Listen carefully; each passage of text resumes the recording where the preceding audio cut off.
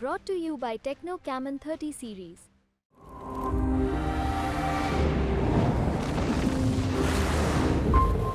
महाराष्ट्र का भी बेहद उलझा हुआ चुनाव। वो इतना उलझा हुआ है कि वहाँ के वोटर भी के दिमाग में भी बहुत उलझन है, क्योंकि कन्फ्यूज़न इतना ज़्यादा है। तमाम पार्टियां हैं, 2 शिवसेना है, 2 एनसीपी है, और वहाँ जब जाएं आप लोगों से बात करें तो बड़ी एक तरह से उलझन और बहुत डिसएंचैनमेंट बहुत है। लोग कहते हैं वोट किसको दिया, सत्ता सरकार किसके साथ बना ली, अब वो विभाजन हो गया पार्टी में, फिर वो किसके तरफ चला गया।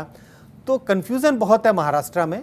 लेकिन कुल मिला के मुझे महाराष्ट्र में ऐसा लग रहा है कि सहानुभूति शरद पवार और उद्धव ठाकरे के पक्ष में है, लेकिन जो उनका जो दूसरा धड़ा है उनके पास एडवांटेज है, उनके पास सिंबल था पार्टी का।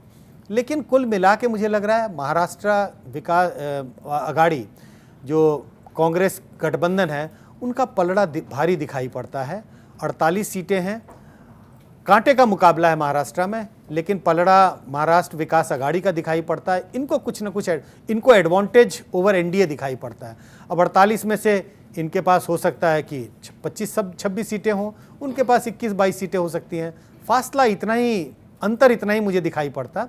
लेकिन अगर इस नज़रिए से भी देखें तो एनडीए को 2019 की तुलना में भी नुकसान होगा, क्योंकि एनडीए ने 48 में से 41 सीटें जीती थी 2019 के चुनाव में। सर, आखिरी कर्नाटका के बारे में भी आपका एक विश्लेषण। हाँ, कर्नाटका का हमने जिक्र नहीं किया। साउथ का एक राज्य ऐसा है जहाँ पर एनडीए या बीजेपी को नुकसान होने की गुंजाइश है, और उसकी वजह बहुत साफ है।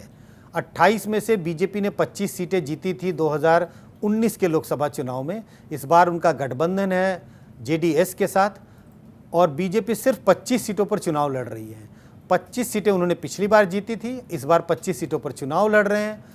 कर्नाटक में कांग्रेस की सरकार बनी है, और कर्नाटक से कांग्रेस के 3 बड़े नेता हैं। उनके राष्ट्रीय अध्यक्ष कर्नाटक से हैं, चीफ मिनिस्टर और डिप्टी चीफ मिनिस्टर, जो कर्नाटक के ही नहीं देश के कांग्रेस के लीडरों की अगर चर्चा करेंगे तो उसमें एक बड़े नेता के रूप में और संगठन के लिए काम करते हैं। इस हिसाब से बीजेपी को नुकसान कर्नाटक में भी निश्चित है।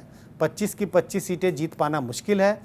आंकड़ों का अगर जिक्र करें तो तमाम आंकड़े आ रहे हैं। 12 सीटों का नुकसान, 15 सीटों का नुकसान, 6 सीटों का नुकसान। मुझे लगता है आंकड़ों के जाल में अभी ना फंसे, लेकिन नुकसान निश्चित है बीजेपी को कर्नाटक में।